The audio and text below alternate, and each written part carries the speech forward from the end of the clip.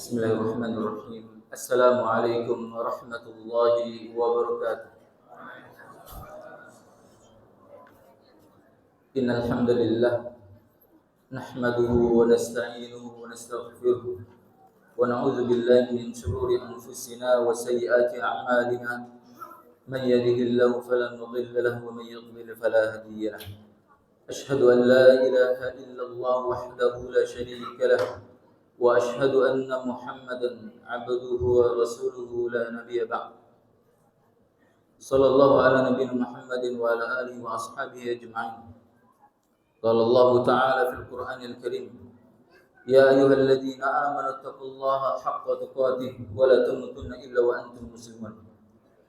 Ya ayyuhan nasu ittaqu rabbakum alladzi khalaqakum min nafsin wahidah wa khalaqa minha zawjaha wa batha minhuma rijalan katsiran wa nisaa'a wattaqullaha alladzi tasaaluna bihi wal arham innallaha kana 'alaikum raqiba. Ya ayyuhalladzina amanu taqullaha wa qulu qawlan sadida yuslih lakum a'malakum wa yaghfir lakum dhunubakum wa may yuti'illaha wa rasulahu faqad faza fawzan 'azima. Amma ba'd, fa inna asdaqal hadithi kitabullah wa khairal hadi hadi Muhammadin sallallahu alaihi wasallam wa syarrul umuri muhdatsatuha wa kullu muhdatsatin fid din bid'ah wa kullu bid'atin dhalalah wa kullu dhalalatin finnar. Ikhwani fillah rahimani wa rahimakumullah azza wa iyyakum. Saudara-saudaraku, ikhwan dan akhwat yang semoga dimuliakan Allah Subhanahu wa taala. Alhamdulillah, nikmat yang Allah Subhanahu wa taala selalu senantiasa berikan kepada kita. Salah satunya adalah nikmat kesehatan, nikmat kekuatan, nikmat yang Allah berikan kemudahan bagi kita untuk melangkahkan kaki kita menuju masjid Allah, melaksanakan salat berjamaah, dan memudahkan langkah kaki kita untuk mendatangi majelis-majelis ilmu. Ikhwani fillah, bahwasannya suatu hal kemudahan bagi Allah Subhanahu wa taala untuk memilih hamba-hambanya. Siapa di antara hambanya yang diberikan kemudahan, kekuatan, kesehatan sehingga dia bisa mendatangi majelis-majelis ilmu, itu adalah sebuah hal yang harus kita syukuri. Karena tidak semua orang yang dia memiliki fisik yang kuat, yang dia memiliki badan yang kekar, akan tetapi diberikan kemudahan oleh Allah untuk mendatangi masjid-masjid Allah untuk sholat berjamaah. Ini adalah karunia yang Allah SWT berikan kepada kita. Menjadi seorang pribadi yang tangguh adalah sebuah merupakan tuntunan syariat Islam. Sebagaimana disebutkan dalam hadis Rasulullah SAW bersabda, al-mu'minuna qawiyyu khairun wa habbu ilallah minal mu'minina ad-dha'if. Sesungguhnya seorang mukmin yang kuat itu adalah lebih baik dan lebih dicintai oleh Allah dibandingkan seorang mukmin yang lemah. Seorang mukmin yang kuat, seorang mukmin yang tangguh itu lebih dicintai dan lebih baik daripada seorang mukmin yang lemah.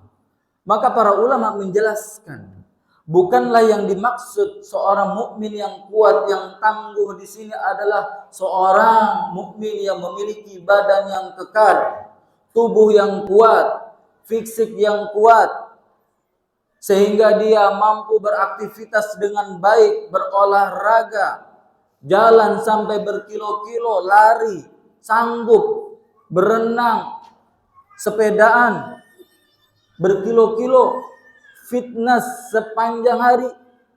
Bukan itu yang dimaksud sebagaimana dijelaskan oleh para ulama maksud dalam hadis ini. Akan tetapi yang dimaksud tiada lain adalah seorang mukmin yang kuat imannya. Seorang mukmin yang kuat imannya itu lebih baik dan lebih dicintai daripada seorang mukmin yang lemah imannya, yang kurang kuat imannya. Inilah ketangguhan yang dimaksud dalam hadis ini. Lantas, apakah seorang mukmin yang kurang kuat imannya merupakan sesuatu yang tidak memiliki keutamaan? Tidak. Karena dalam hadis yang lain Rasulullah SAW juga bersabda, al-imanu bid'un wa sab'un au bid'un wa sittuna syu'batu. Sesungguhnya iman itu terdapat 70 lebih atau 60 lebih cabang. Fa afdaluha qaulu la ilaha illallah. Yang paling utama puncaknya dari keimanan adalah kalimat tauhid, la ilaha illallah. Tidak ada sesembahan yang berhak disembah kecuali Allah Subhanahu wa taala.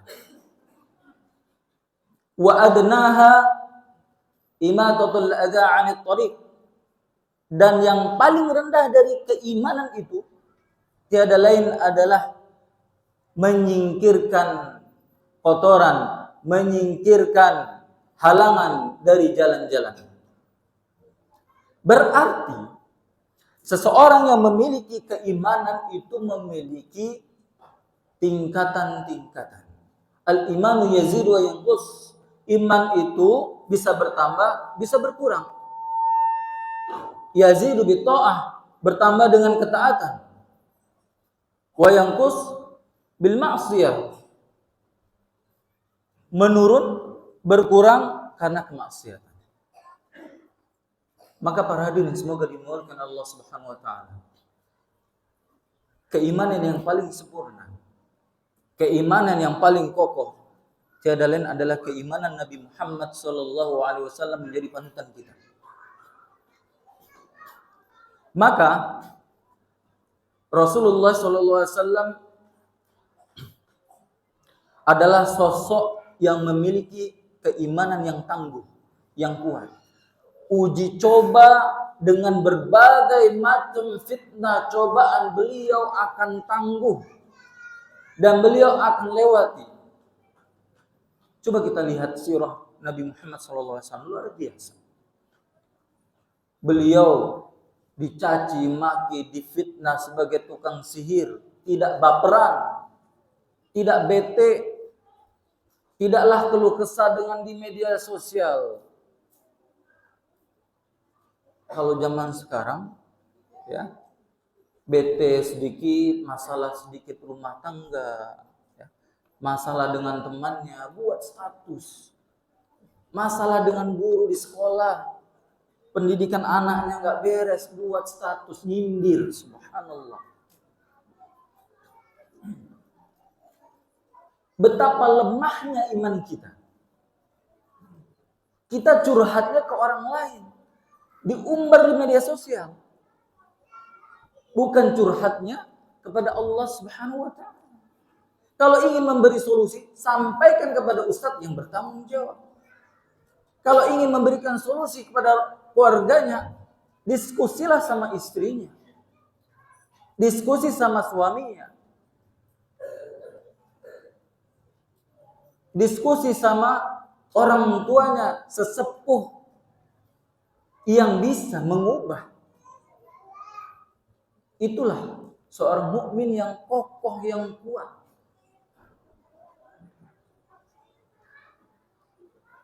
Pernah suatu ketika, ikhwani fillah, ini enggak main-main. Rasulullah pada saat sholat di Ka'bah, didatangi seorang Quraisy, Uqbah bin Abu Mu'ayth. Beliau mencekik leher Nabi Muhammad SAW dengan kuatnya pada saat beliau lagi sholat. Bayangkan kalau itu terjadi pada kita, apa yang kita lakukan? Kita berontak itu, kita pukul itu orang. Tapi faktanya Rasulullah tetap sabar. Beliau tetap khusyuk sholat kepada Allah Subhanahu wa taala. Beruntung pada saat itu Abu Bakar As-Siddiq melihat dan kemudian mendatangi orang tersebut. Kemudian Abu Bakar As-Siddiq mengatakan kepada Ibnu Abu Mu'ayth, sebagaimana yang disampaikan oleh orang-orang yang beriman, menyembunyikan keimanannya di hadapan Fir'aun, mengatakan bahwasanya ataqtuluna rajulan ayyaqula rabbi Allah. Kata Abu Bakar, apakah engkau akan membunuh orang yang mengatakan Tuhanku adalah Allah?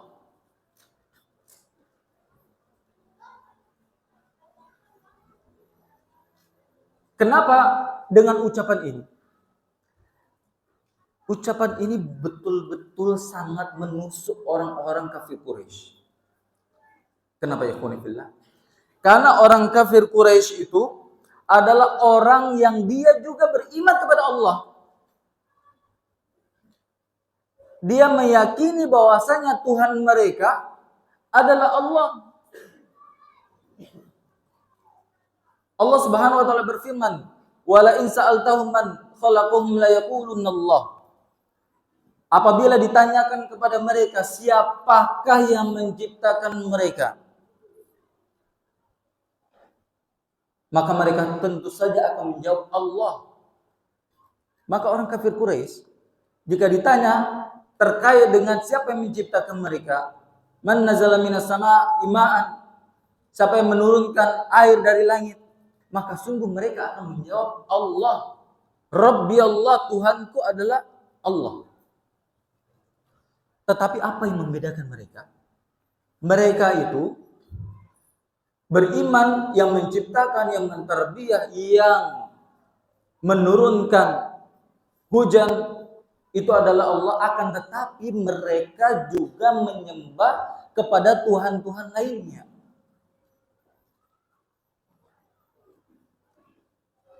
Sehingga pada saat Abu Bakar As-Siddiq mengatakan, Tuhanku, kenapa engkau ingin membunuh laki-laki yang laki-laki itu mengatakan Tuhanku adalah Allah? Sama.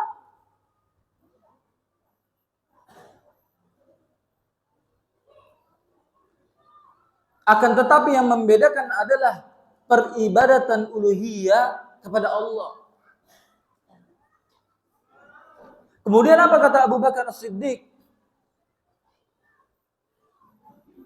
Wa iyyaku kadziban fa 'alaihi kadzibu wa iyyaka shadiqan yusibukum ba'du alladhi ya'idukum innallaha la yahdi man huwa musrifun kadzdzab.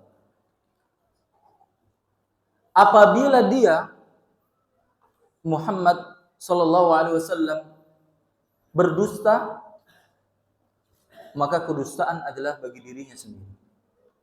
Fa 'alaihi kadzib. Wa iyyaku shadiqan, apabila dia benar, Tuhannya adalah Allah, menyembah hanya kepada Allah, maka sungguh bala bencana akan menimpa dirimu. Orang-orang Quraisy itu sangat takut dengan ancaman-ancaman khurafat.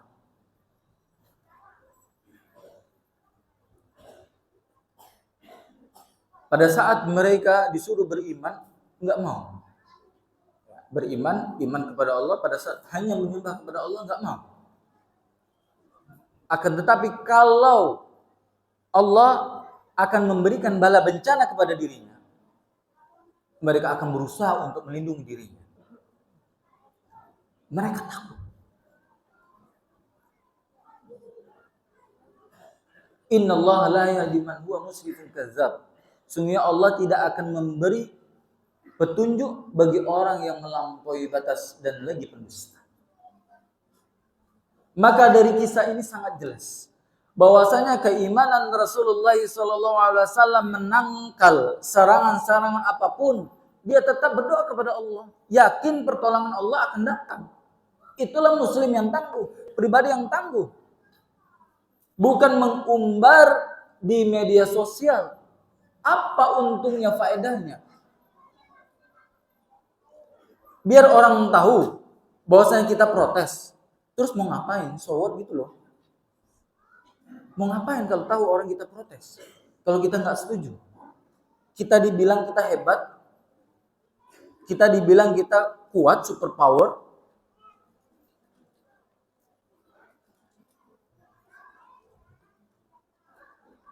Padahal itu tiada lain menunjukkan, mengindikasikan lemahnya keimanan seorang.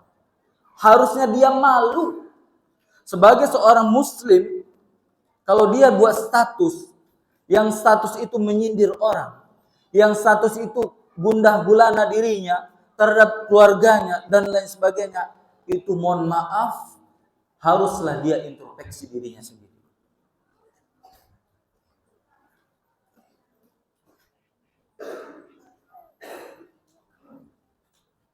Coba kita lihat. Seorang mukmin yang tangguh adalah yang paling kuat keimanan. Abu Bakar As-Siddiq adalah seorang yang mungkin berpawakan tidak terlalu kekar sebagaimana Umar bin Khattab, tinggi, kurus, akan tetapi keimanannya selalu, Umar mengatakan, selalu dikalahkan oleh Abu Bakar.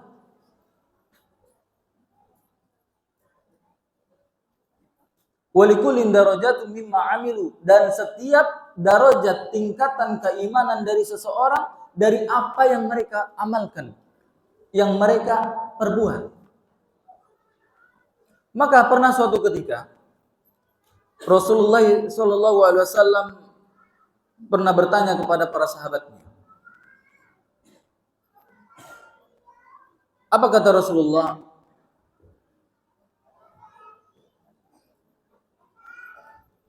Man minkumul yawma sha'iman.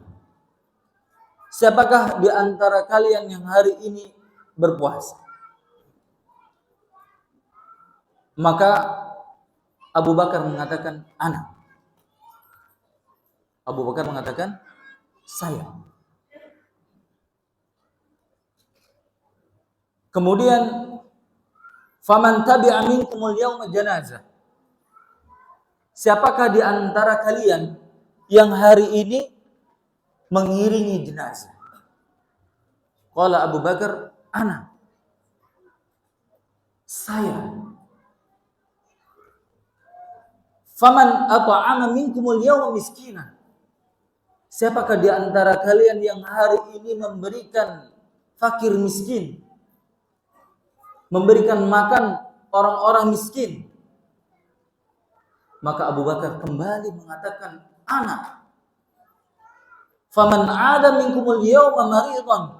Dan siapa yang hari ini mendatangi orang yang sakit, menjenguk orang yang sakit, maka kembali Abu Bakar mengatakan, ana. Faqala Rasulullah SAW, majtama'na fi imrin illa dakhala jannah.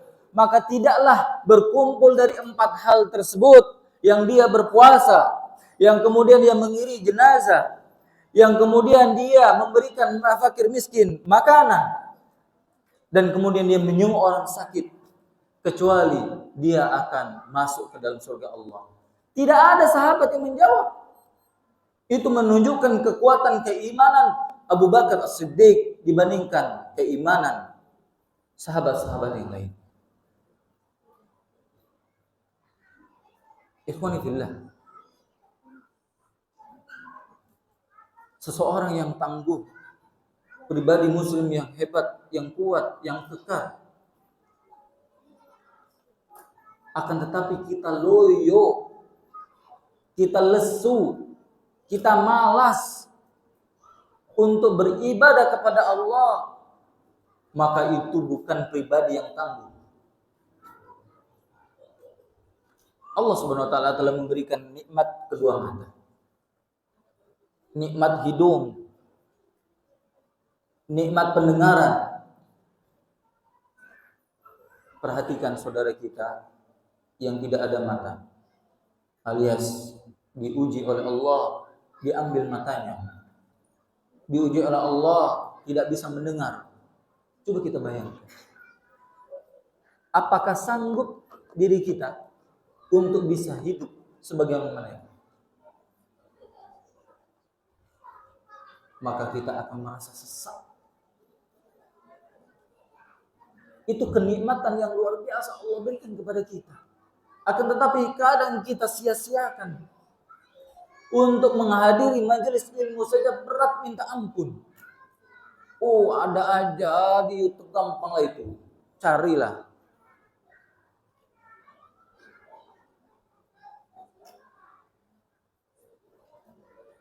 Ikhwani fillah, coba kita lihat. Sumayyah, ibunya Ammar bin Yasir. Beliau adalah seorang wanita. Dari sisi fisik, kalahlah itu sama kita yang laki-laki. Tidak usah yang bertubuh kuat, kekar. Yang bertubuh lemah saja laki-laki, itu lebih kuat daripada wanita. Akan tetapi keimanan Sumayyah pada saat disuruh mengatakan beriman kepada Lata, Uzza, Mana, dia tidak mau. Dia hanya beriman kepada Allah, menyembah hanya kepada Allah.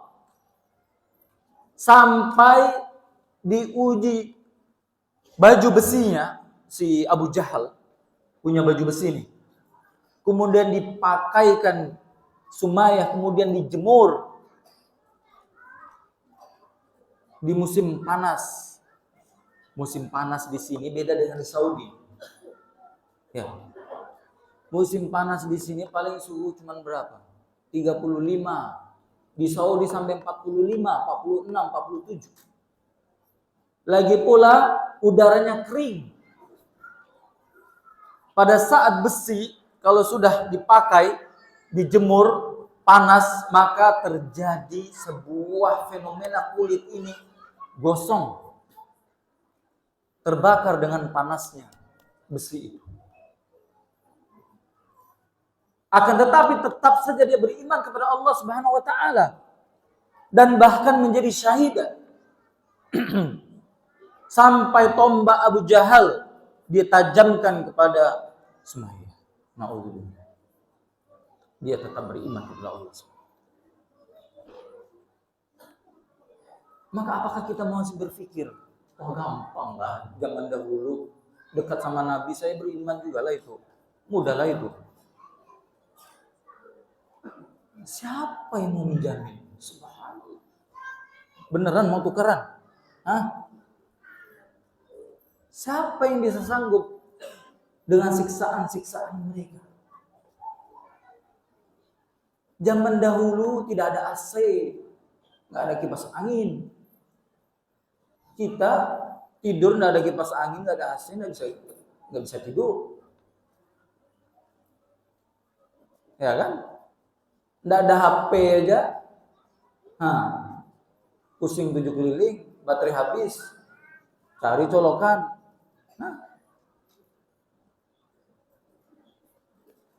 Mau hidup zaman dahulu.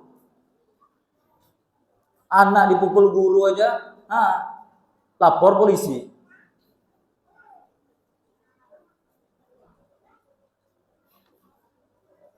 Zaman-zaman cemen, ya kan? Dikit-dikit ngadu, dikit-dikit ngadu. Zaman kita dulu, anak dipukul guru, pulang ke rumah, babak belur kita. Kita ngalami nggak? Ngalami kan? Kenapa sekarang kita nggak mau anak kita kayak gitu? Aneh kan? Kita berhasil nggak sekarang? Tangguh nggak? Tangguh. Kenapa nggak mau anak kita tangguh seperti kita? Malah kita manja, anak kita dimanja. Kan aneh. Maka serahkan kepada sekolah, kepada guru dengan pendidikan, mereka.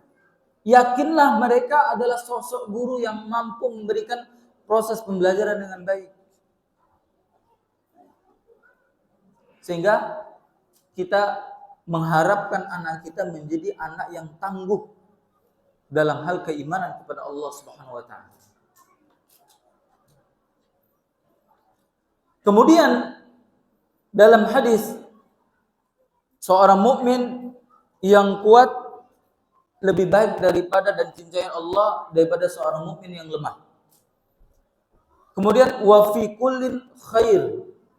Meskipun demikian, seorang mukmin yang lemah imannya itu juga memiliki kebaikan.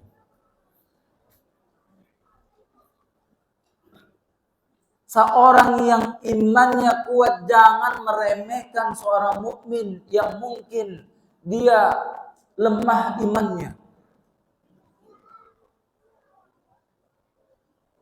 Bisa jadi karena kesombongan kita saat ini sedang naik daun, iman kita tinggi, karena sombong Allah tenggelamkan. Apa yang mustahil? Bisa jadi orang yang mungkin sekarang imannya lemah, Allah yazid imannya, Allah angkat, tambah. Tidak ada yang tahu. Karena keimanan bisa bertambah, bisa berkurang. Dan setiap seseorang memiliki keutamaan masing-masing. Ihris ala ma yanfa'u. Apa kata Nabi? Bermanfaat. Bersemangatlah kepada hal yang bermanfaat bagi kalian. Maka ini adalah indikator bagi seseorang untuk bisa meningkatkan keimanan. Yaitu bersemangat dari hal-hal yang memberikan manfaat. Maka kalau seseorang nih merasa dirinya nih sulitlah, kita ini bersungguh-sungguh dalam beribadah dalam zaman sekarang, banyak ujian, banyak cobaan, banyak media sosial dan ini sebagainya, maka harus alama yang fokus tangguh, bersemangat dalam kebaikan, kemudian minta tolong kepada Allah. Maksudnya apa? Seseorang pasti memiliki kelebihan, di samping memiliki kekurangan. Kelebihan yang dia miliki, maka jadikan kelebihan itu bermanfaat bagi dirinya dan bermanfaat bagi orang lain. Bisa jadi jalan-jalan kita memberikan manfaat tersebut, diri kita dan orang lain akan menjadikan kemudahan bagi kita untuk beriman, bertakwa kepada Allah SWT. Karena dengan kita memberikan kemanfaatan bagi diri kita dan kepada orang lain, itu bagian dari kita memohon pertolongan kepada Allah. Wasta'in billah, minta tolonglah kepada Allah.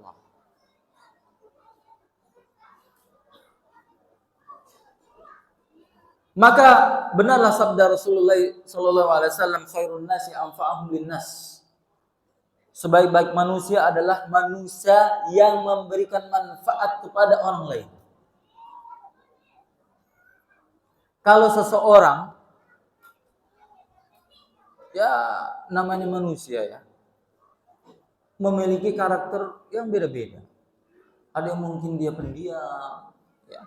Ada yang mungkin dia mengurung diri, ya. Ada yang dia sulit untuk berinteraksi sama orang lain.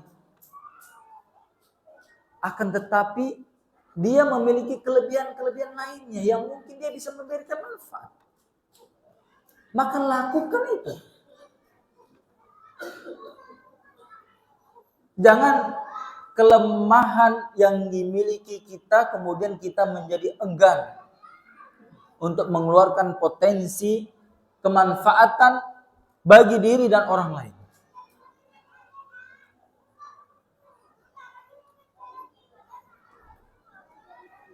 Bapak dan Ibu, kemanfaatan itu banyak. Kita sebagai seorang mukmin itu memiliki kelebihan-kelebihan masing-masing. orang yang kaya, yang memiliki duit, yang memiliki penghasilan lebih, yang mungkin tidak mampu berdakwah langsung sebagai dai, yang mungkin langsung turun sebagai guru, yang mungkin langsung terjun kepanitiaan dalam dakwah dan sebagainya, maka keluarkanlah harta di jalan Allah Subhanahu wa taala. Saya kira ada catatan waktu terbatas gitu ya. Ternyata ini pertanyaan.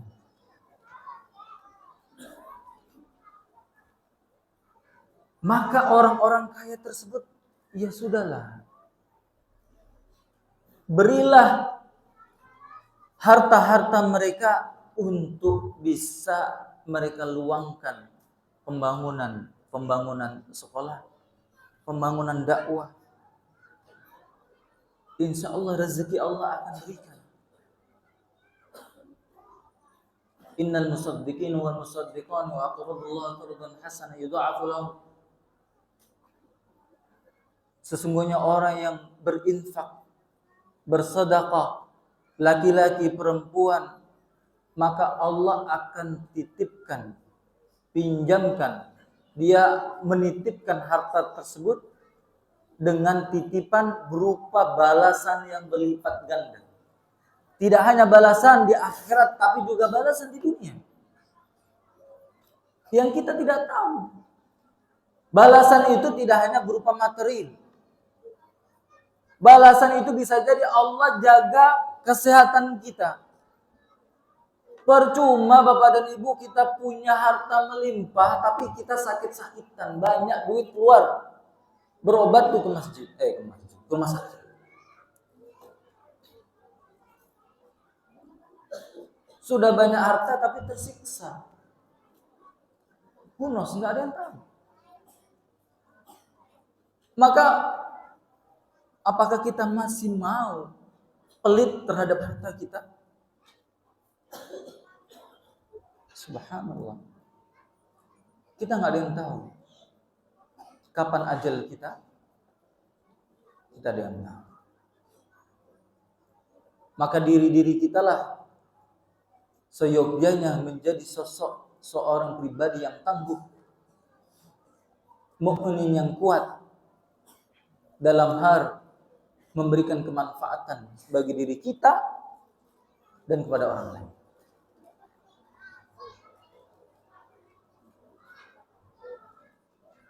Karena kalau kita hanya memikirkan dunia, itu selesai. Tidak akan kekal dan membawa kehidupan kita di akhirat. Tetapi kalau kita berusaha untuk sekuat tenaga urusan akhirat, maka itu akan menjadi amal kebaikan.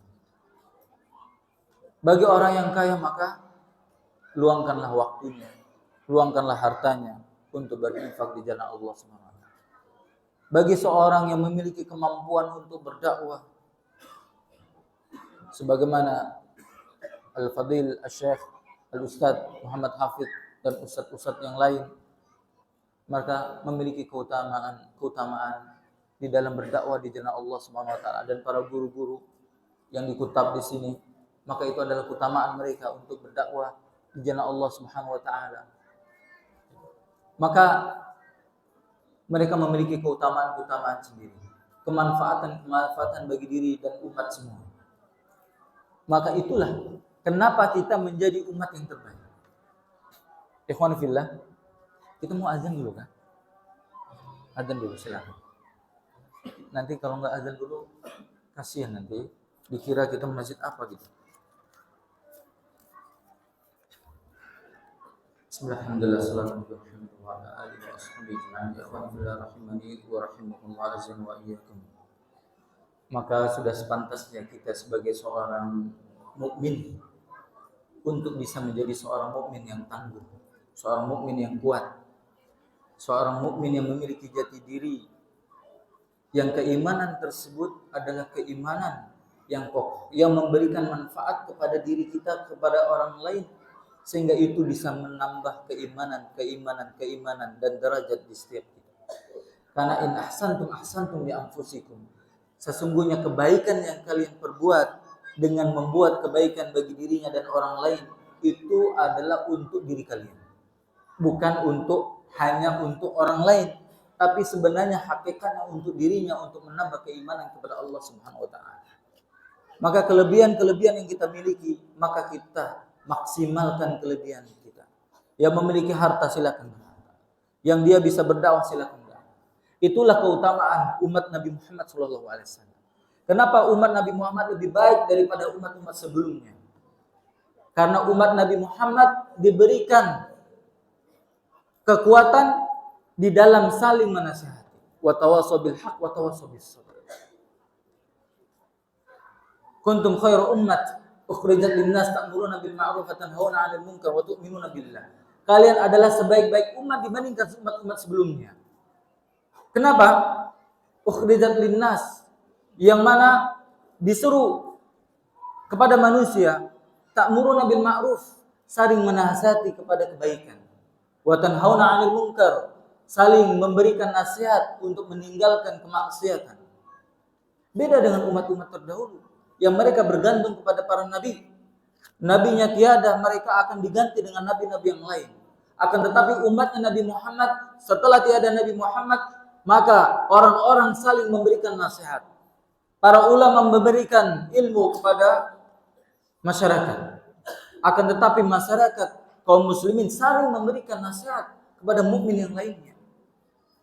Kalau kita tidak mampu memberikan ilmu di depan, berdakwah secara langsung kepada masyarakat, maka ilmu itu bisa kita sampaikan melalui apa yang kita sanggup. Ilmu-ilmu, nasihat-nasihat bisa kita sampaikan melalui media-media sosial. Kajian-kajian, jadwal-jadwal bisa kita sampaikan di media sosial. Itu menjadi kebaikan bagi amal kita. Man dalla ala khair falahu misli ajri. Barang siapa yang menunjukkan jalan kepada kebaikan, maka sungguh dia akan mendapatkan pahalanya. Maka kita tidak sepelekan itu. Ada donasi, pembangunan kelas pendidikan, sebarkan. Kalau kita tidak mampu memberikan donasi, sebarkan. Cari siapa orang yang memiliki kelebihan harta. Kita sudah tidak mampu, kemudian kita malas, enggan untuk memberikan kebaikan kepada orang lain. Padahal apa susahnya kita membuat status media sosial daripada status untuk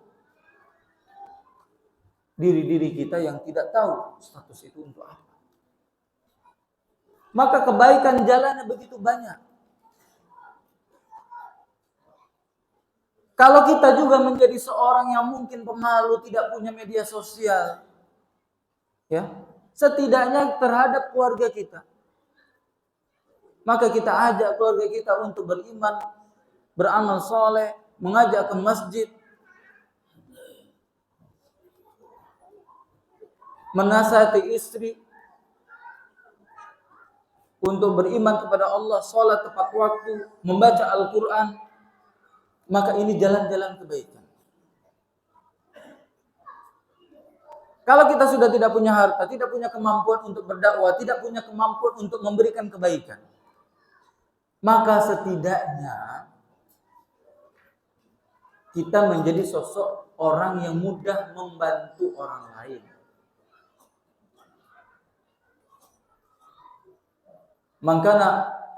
Mangkana fi hajati akhi, kana Allah fi hajati. Barang siapa yang dia memudahkan urusan hajat kebutuhan saudaranya, maka Allah akan mudahkan hajatnya nanti di akhirat. Kalau kita punya tetangga, punya teman, dia kecelakaan, dia punya musibah, kebakaran, kehilangan, maka kita berikan kemudahan, bantu, tolong. Kita angkut dia ke rumah sakit, cari pertolongan, kemudian kita bantu dia. Kalau perlu harta kita sebarkan donasi, dan lain sebagainya. Kalau ada kepanitiaan, bantulah kepanitiaan. Ada sekolah, kita bangun sekolah sama-sama, bagaimana kita pikirkan. Maka itu bagian dari kemanfaatan diri seseorang. Jangan kita mikir masing-masing. Alhamdulillah saya sudah dapat hidayah. Bertauhid kepada Allah Subhanahu wa taala. Saya bisa kajian lewat YouTube. Habis itu selesailah urusan Anda, saya urusan saya. Yang penting saya menafkahi keluarga saya, keluarga yang penting bisa hidup bertakwa kepada Allah Subhanahu wa taala, tidak memikirkan saudara-saudara kita sesama. Maka ini bukan tipe sosok pribadi yang tangguh. Maka seandainya nih kalau kita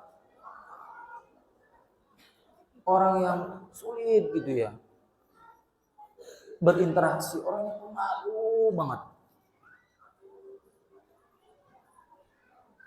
Kalau berinteraksi sulit sekali. Dia tidak bisa menyampaikan, mengungkapkan pendapat. Kalau bertemu orang juga malu, tertutup, dan lain sebagainya. Maka setidaknya kita memiliki akhlak yang baik. Jangan sampai kita sudah dapat hidayah tapi akhlak kita jelek.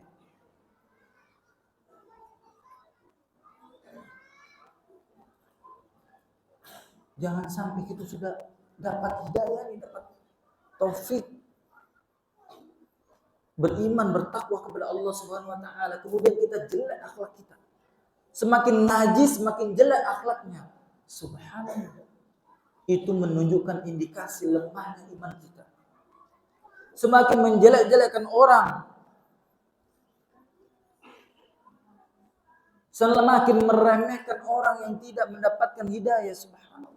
Harusnya kita menyemangati mereka, mendekati mereka, memotivasi mereka, sehingga mereka bisa kita sama-sama masuk surga Allah. Bukan kita jauhi. Maka akhlak yang baik adalah sesuatu yang spesial bagi orang yang beriman. Khairukum ahsanuhum khuluq. Sebaik-baik kalian adalah yang paling baik akhlaknya. Karena apa? Dengan akhlak yang baik, maka sejatinya dia akan menjadikan dirinya contoh yang terpuji. Jangan sampai sebaliknya, seseorang yang dia memiliki akhlak yang jelek, sama orang susah, cuek, dia ahlul maksiat, sombonglah dia merasa hebat, sombonglah dia, subhanallah, bermuka masam, seolah dia yang paling hebat, tetangganya adalah seorang yang jelek, dia merasa hebat. Maka Rasulullah SAW bersabda, inna su'al khuluq yufsidul amal. Sesungguhnya jeleknya akhlak yang kita miliki maka akan merusak amal kita. Percuma kita seorang yang banyak amal tapi akhlaknya jelek.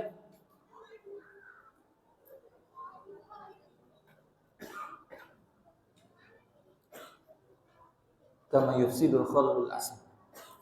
Sebagaimana cuka merusak madu.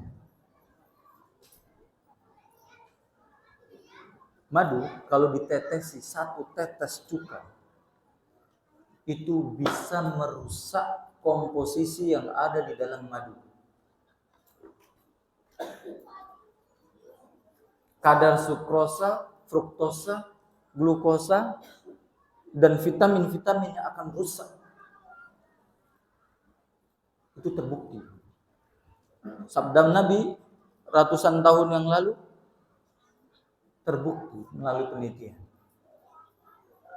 maka akhlak yang jelek yang kita miliki, maka akan merusak amal kita. Percuma. Maka kalau kita nggak bisa ngapa-ngapain, nggak bisa bantu, nggak ada duit, ya, nggak bisa juga berdakwah, nggak bisa juga menjadi perantara, kita pemalu, tertutup, ya setidaknya kita baiklah orangnya, ya. Akhlak kita nggak jelek lah. Maka serendah-rendahnya adalah khairukum wa khairukum li ahli wa ana khairukum li ahli. Sebaik-baik kalian adalah yang paling baik terhadap keluarganya, dan saya yang paling baik terhadap keluarga. Jangan sampai kita mudah senyum pada orang, Masya Allah, tapi sama istri ringan tangan, subhanallah. Sukanya marah-marah, bentak-bentak, sama anak ribut sedikit dibentak, dipukul. Gimana kita menjadi pribadi sosok yang tangguh? Kita bukan menjadi sosok yang tangguh, malah itu menjadi sebuah aib bagi keluarga kita.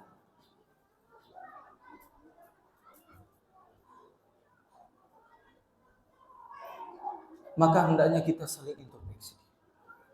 Apakah kita sudah menjadi seorang mukmin pribadi yang tangguh dalam hal keimanan? Apakah kita sudah memberikan kemanfaatan? Maka para ikhwani fillah rahimani wa rahimakumullah azan wa iyyakum. Yang terakhir,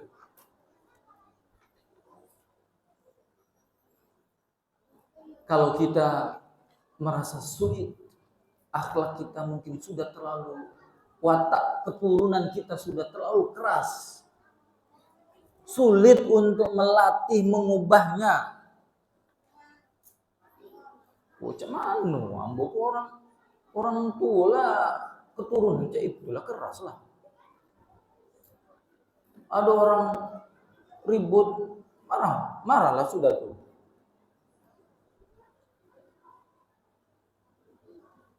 Cuman itulah usaha yang kita lakukan untuk bisa meluluhkan hati kita. Bagaimana hati kita ini bisa lunak selunak-lunaknya.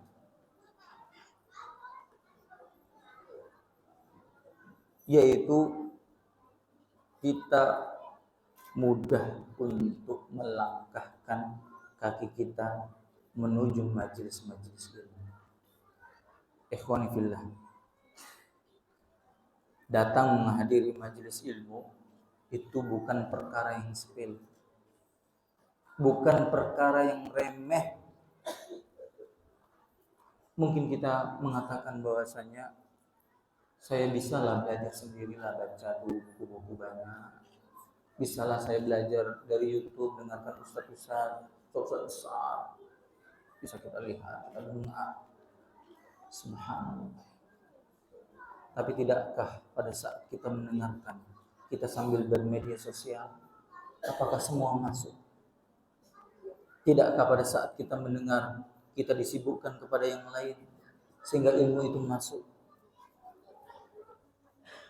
Tahukah kita mendapatkan keutamaan selain keutamaan mendapatkan ilmu pada saat kita menghadiri majelis ilmu? Rasulullah SAW bersabda, "Man salaka tariqan yaltamisu fihi ilman sahhalallahu lahu bihi tariqan ilal jannah." Barang siapa seseorang yang berusaha untuk mencari jalan-jalan itu menuju masjid Allah, yaitu mencari ilmu, maka Allah akan mudahkan langkah kakinya menuju surga Allah Subhanahu wa taala. Siapa yang tidak ingin nanti di akhirat dimudahkan langkah kakinya menuju masjid Allah, menuju surga Allah? Tidak ada yang pernah berpikir bahwasanya hal itu menjadi keutamaan bagi orang yang mendatangi majelis ilmu. Ikhwani fillah, keimanan perlu kita jaga. Jangan hanya kita bergantung kepada HP dengan media-media sosial, dengan YouTube. Datangi majelis ilmu. Alhamdulillah di Bengkulu kita punya masjid ini, subhanallah, datangi. Setidaknya minimal 1 kali dah, rutin 1 kali hadir. Pilih, ada berapa kali kajian di sini? Seminggu ada berapa kali? Ada kali berapa kali? 4 kali, subhanallah, banyak. Tinggal pilih di mana materi-materi apa.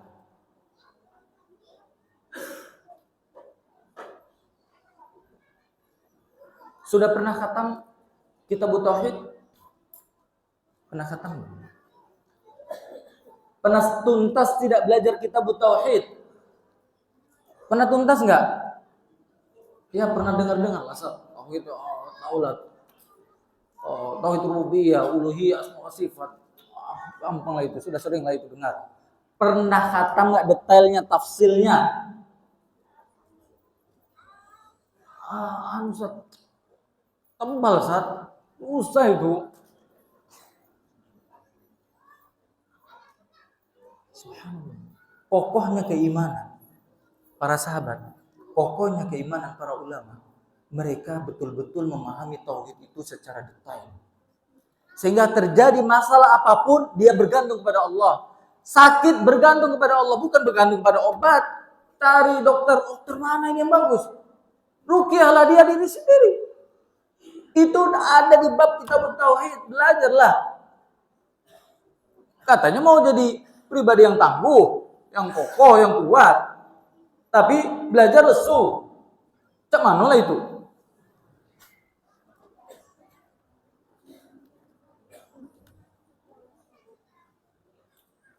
Satu kali lah minimal. Jangan sampai ustadz dari luar ana datang ke sini rame. Kajian 4 kali sepi. Subhanallah, Ustadz Muhammad Hafid, beliau lebih utama dari ana di sini.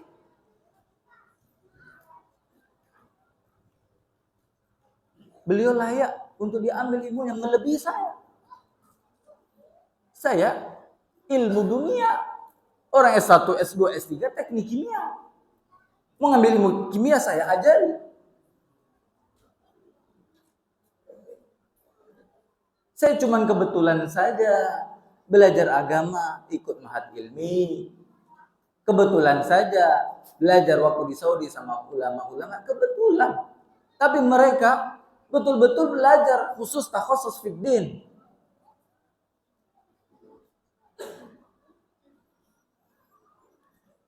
Jangan tersindir loh ya. Jangan dibawa hati, santailah. Terakhir ini saya mau membawakan hadis. Hadis ini penting sekali. Hadis dalam Sahih Muslim. Haddatsana Muhammad ibni Hatim ibni Maimun. Haddatsana Bahar, haddatsana Wahid, haddatsana Suhail an abihi an Abi Hurairah. An-Nabi sallallahu alaihi wasallam qala. Dari Abu Hurairah, Nabi Muhammad sallallahu alaihi wasallam bersabda, "Innallaha tabaraka wa ta'ala wa malaikatahu sayyaratan fudulan yatatabba'una majalisa az-zikr."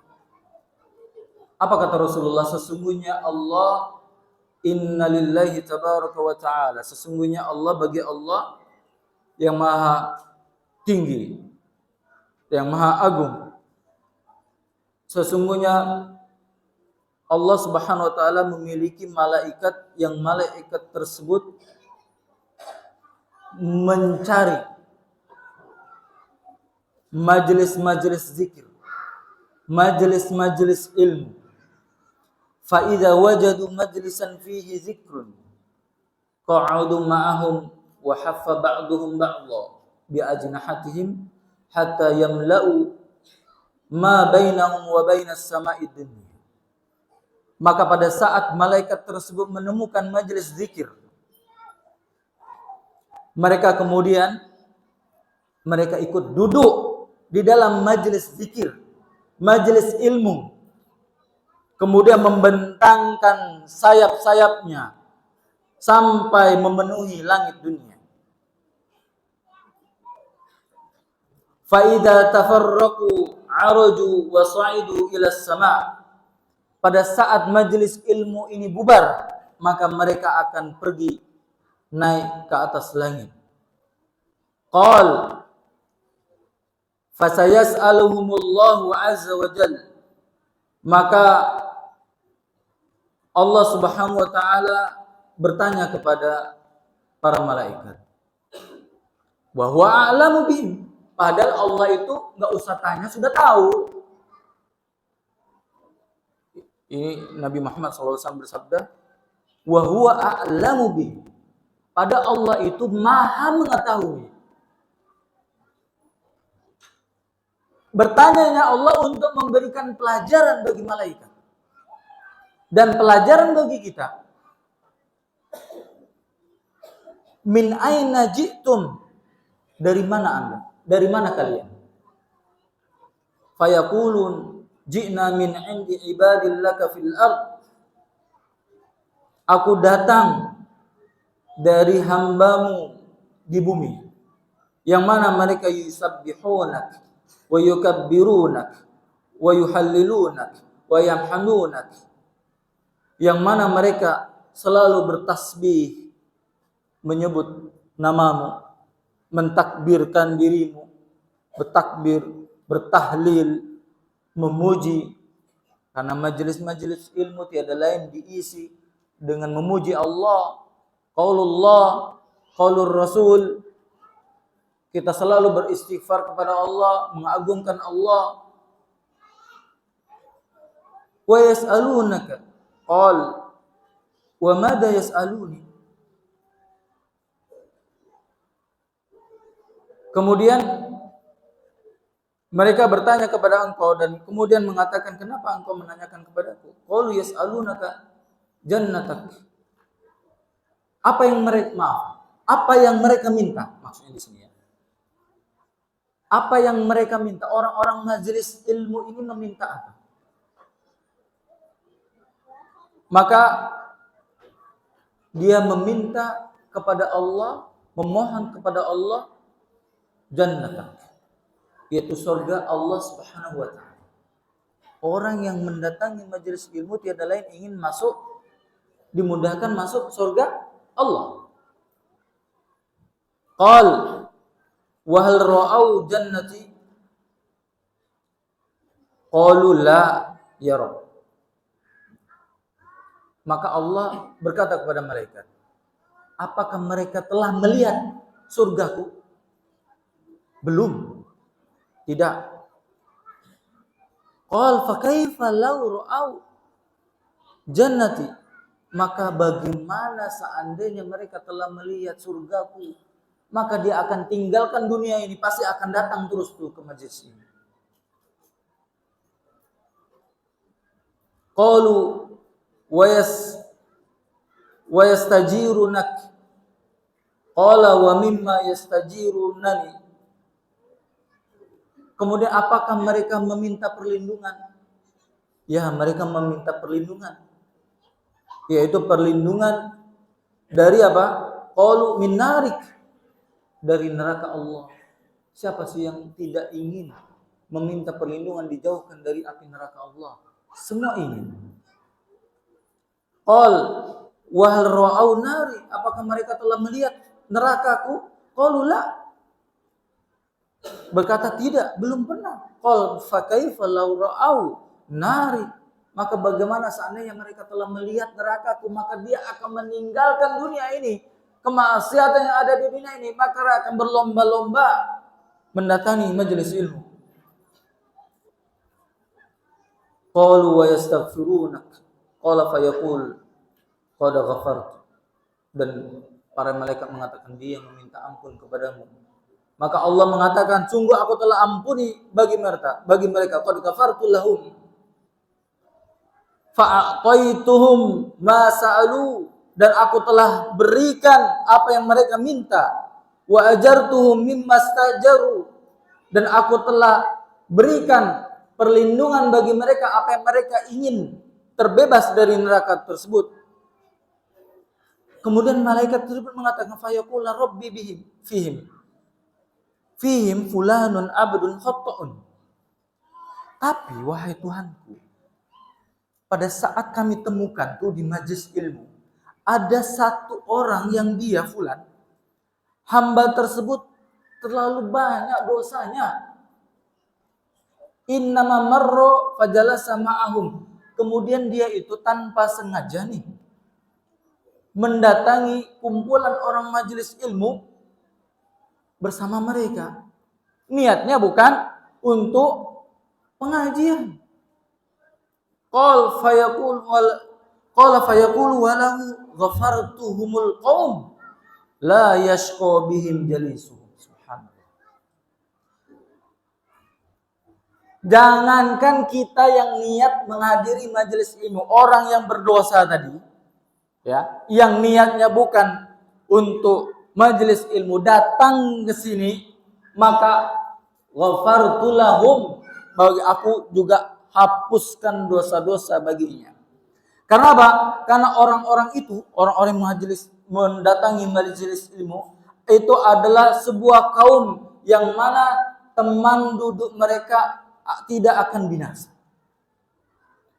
Orang yang pada saat datang yang penuh dengan dosa bersama kita, orang-orang yang berada di majelis ilmu akan memberikan dampak manfaat bagi orang tersebut sehingga dihapuskan dosa-dosanya. Maka bagaimana seandainya kita yang niatnya sudah tulus untuk mendatangi majelis ilmu, mendapatkan ilmu, maka Allah akan hapus dosa-dosanya. Kullu bani Adam khata' wa fil khata'i atawabun. Seluruh Bani Adam pasti terjerumus kepada dosa-dosa. Dan sebaik-baiknya adalah dia bertobat kepada Allah. Dan tentu saja kita mengharapkan ampunan dari Allah. Salah satunya adalah menuju majelis ilmu. Semoga kita semua dimudahkan oleh Allah SWT. Melangkahkan kaki kita meskipun jauh di tengah kota menuju masjid ini. Kita tempuh ampunan dosa kita. Kita tempuh untuk mendapatkan surga Allah. Kita tempuh untuk dijauhkan dari api neraka Allah. Kita tempuh permintaan-permintaan kita untuk diijabah oleh Allah Subhanahu wa taala. Siap? Komitmen? Siap. Tapi wajahnya siap. Terpaksa, subhanallah.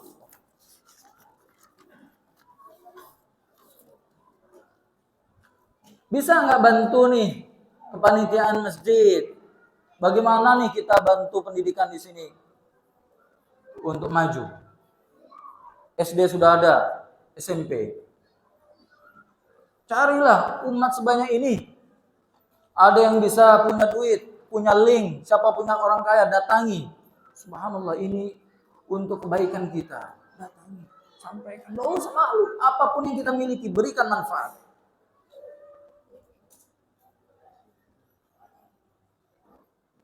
Saling kita menuju kebaikan. Wa ta'awanu 'alal birri wat taqwa. Saling tolong menolong kepada kebaikan.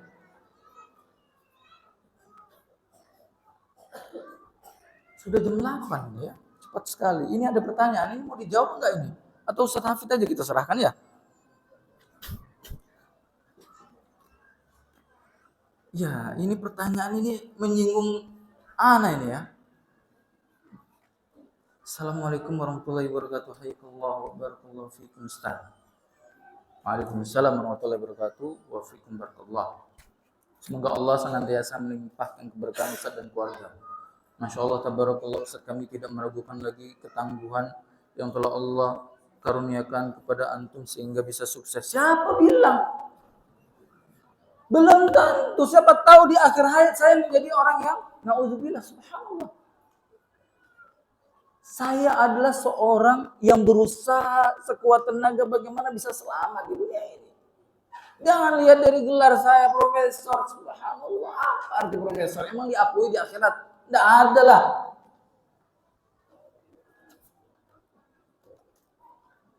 Jangan lihat itu. Anak jadwal kajian di sana besok malam udah luput itu. Nah, jadi banyak urusan dunia juga ini. Jadi asesor, jadi reviewer, mana-mana. Dunia aja yang dipikir ini. Tapi tugas negara mau gimana? Kita niatkan ibadah. Tajidun dunia. Itu yang anak usahakan. Jangan dipikir sukses itu adalah urusan dunia. Sukses itu adalah akhirat. Full akhirat. Doakan ya. Bisa jadi anak ini nggak tahu nanti ke depan. Di balik kesusahan Ustadz, tentu ada sosok seorang istri yang juga memiliki jiwa yang tangguh. Masya Allah.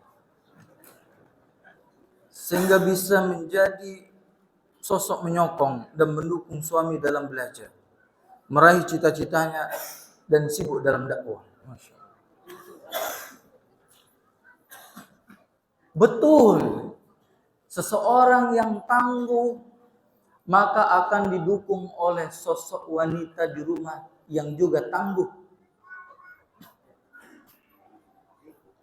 Awak nih, anak 8, sering keluar kota, tiap pekan keluar kota gitu kan.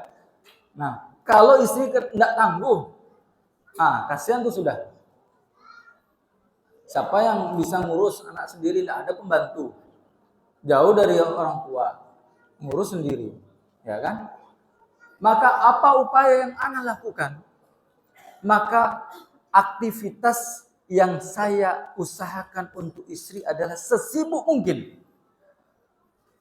Jangan ada kesempatan bagi istri untuk lama-lama bermedia sosial. Istri di rumah ikut, saya suruh ikut. Dia alumni Mahathir. Dia jurusan tafsir hadis. Tapi saya suruh ikut programnya Ustadz Abdullah Roy itu apa namanya? HSI. Sudah sampai level berapa? Udah lewat banyak itu dia. Habiskan waktu. Dengarkan, kemudian ujian ikut. Habiskan waktu. Saya suruh dia setoran juga. Istri pada saat saya di Saudi rajin ikut lomba-lomba tahfidz. Alhamdulillah juara.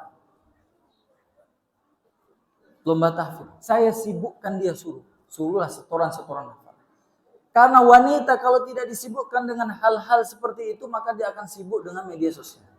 Kalau sudah sibuk dengan media sosial itu banyak saja itu ungkapan-ungkapan di sana, curhatan-curhatan, dia curhat juga. Samalah suamiku juga kayak itu. Nah, kayak gitu, ya kan, begini begitu dan seterusnya. Sudah habislah sudah.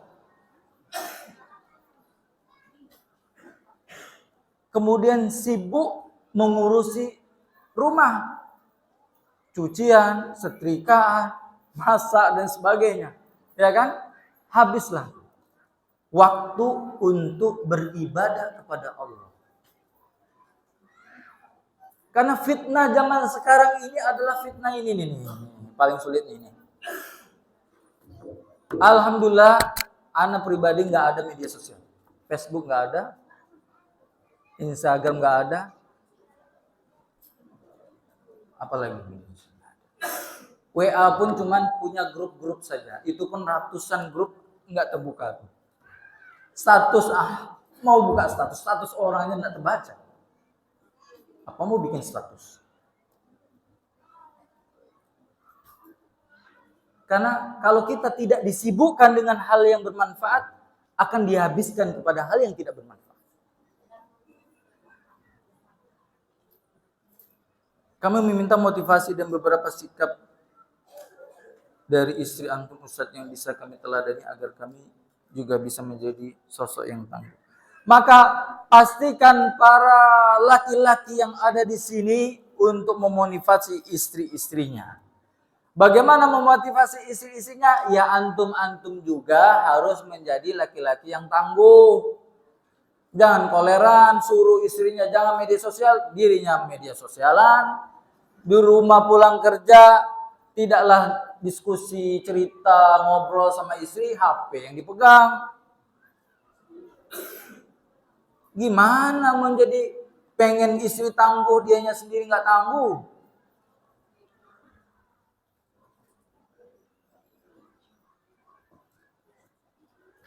Itulah fitnah zaman sekarang. Fitnah HP.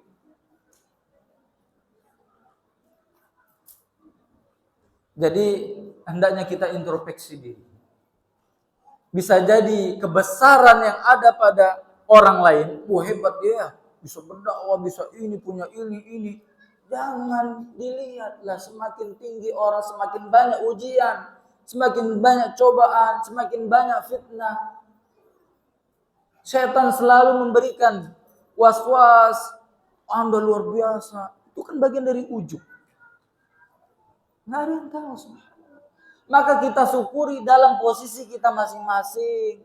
Bisa jadi antum itu lebih baik daripada anak. Kita syukuri. Nggak ada yang tahu. Bisa jadi penduduk langit itu lebih mencintai antum-antum daripada ustadz-ustadz. Nggak ada yang tahu.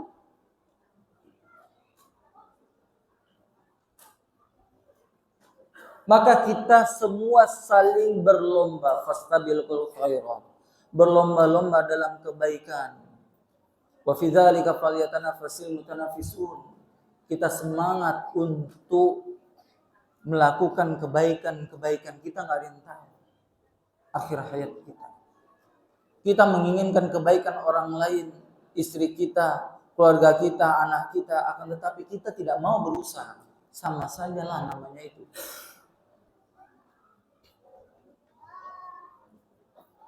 Ustadz, sebagian anak-anak di sekolah punya sikap tidak percaya diri. Apakah sikap tidak percaya diri merupakan sesuatu yang tercela? Bagaimana merubah sikap anak yang kurang percaya diri? Tidak percaya diri itu adalah sebuah kelemahan yang ada pada diri seseorang yang bisa jadi merupakan turunan yang ada pada dirinya.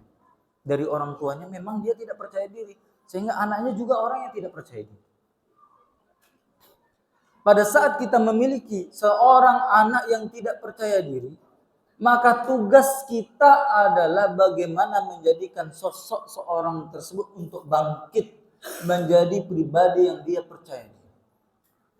Tetapi tidak overdosis. Ada juga orang yang overdosis, terlalu pede. Ya kan? Bacaan masih pas-pas, baru belajar Quran, lagunya bagus, mentang-mentang lagunya bagus, tajwidnya pas-pasan, sudahlah rekaman lah. Percaya diri itu. Sebarlah media sosial. Masya Allah, luar biasa.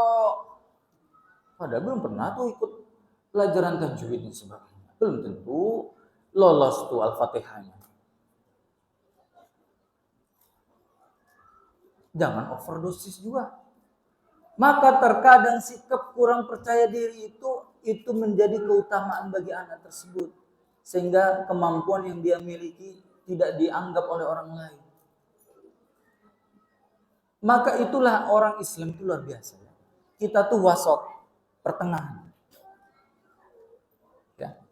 Kalau kita terlalu over ke kanan, maka kita disuruh untuk bertengah. Over ke kiri, maka kita suruh untuk pertengahan. Sehingga kita tidak over dan juga kita tidak jauh. Begitulah Islam. Pada saat kita mengharapkan rasa takut terhadap Allah, terhadap neraka Allah, bukan menjadi kita pesimis.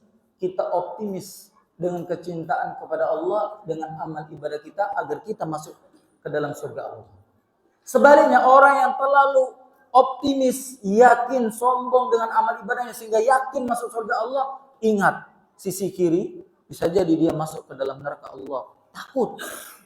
Maka Islam ini saling adanya keseimbangan. Upayakan seorang yang kurang percaya diri, maka dia motivasi. Berikan motivasi, berikan motivasi. Kalau dia tidak sanggup menjadi orang yang pribadi, maka janganlah kita merasa sesuatu hal yang kurang. Itulah kelemahan dan mungkin di sana ada kelebihan yang lain. Kita sebagai seorang muslim itu enak ya, gampang kok.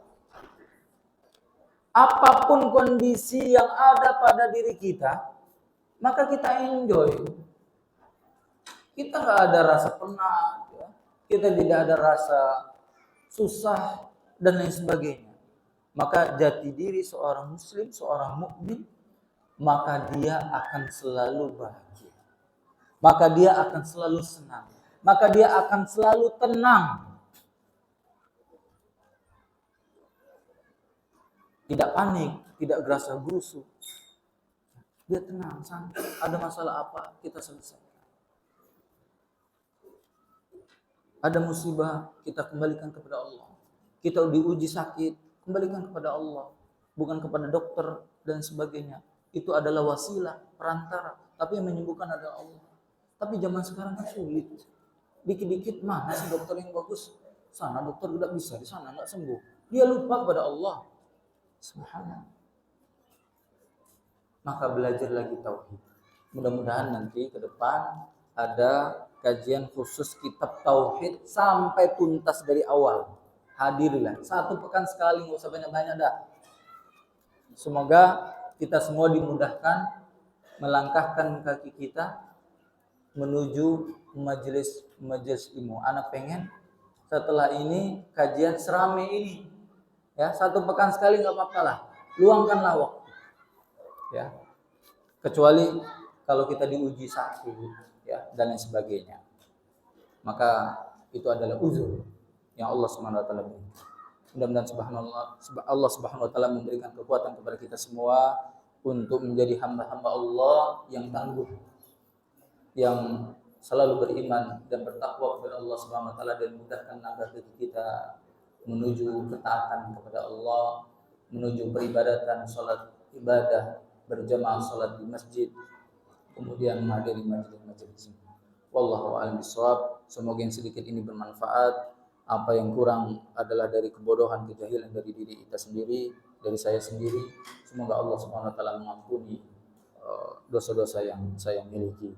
Subhanakallahumma wa bihamdika asyhadu an la ilaha illa anta astaghfiruka wa atubu ilaik. Assalamualaikum warahmatullahi wabarakatuh.